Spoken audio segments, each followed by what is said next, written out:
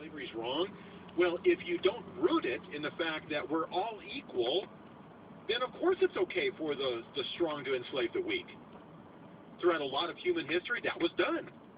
The ancient Greeks, 5th century BC, you did that. If you were in Sparta, then it was totally okay, cool, to enslave those that were, defeated in war from Athens or Carthage or Corinth, and fill in the blank.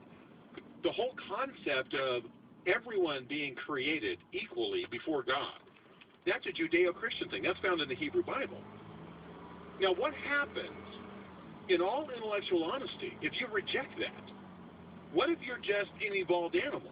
There's no God, there's no creator to whom we're accountable, we're alone in the universe, and the whole cycle of life, circle of life thing out of a Disney movie, right? And we're all just in process.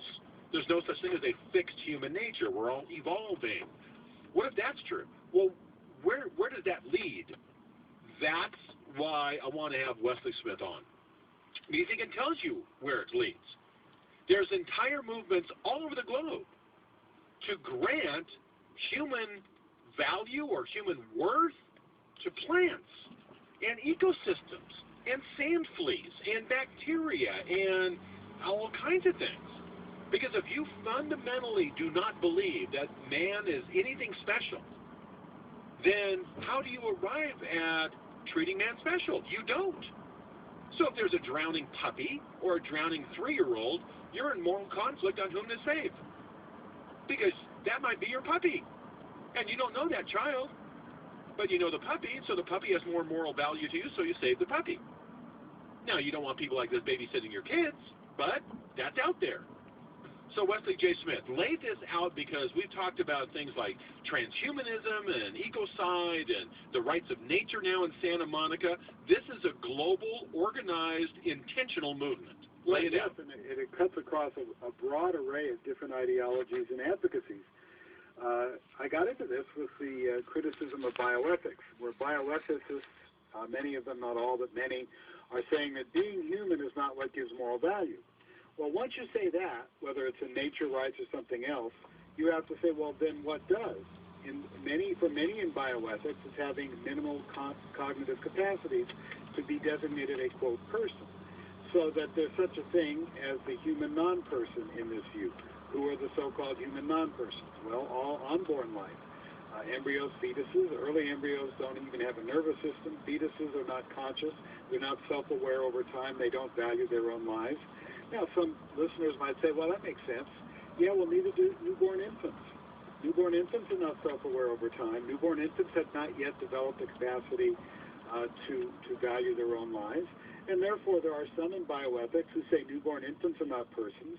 Peter Singer, probably the world's most famous bioethicist, teaches at probably the most prestigious spot in perhaps the world in bioethics, the Center on Human Values, misnamed at Princeton University. Notice Princeton University has said that a 2-year-old does not have full moral value yet, because a 2-year-old's cognitive capacities have not yet developed to the point of a normal adult, you might say. Now that means, it goes to the next sentence, that means we could kill it if we want to. Well, Singer, because he's a politician, says, well, I'm not saying, but of course that's the, right. That's what would naturally apply.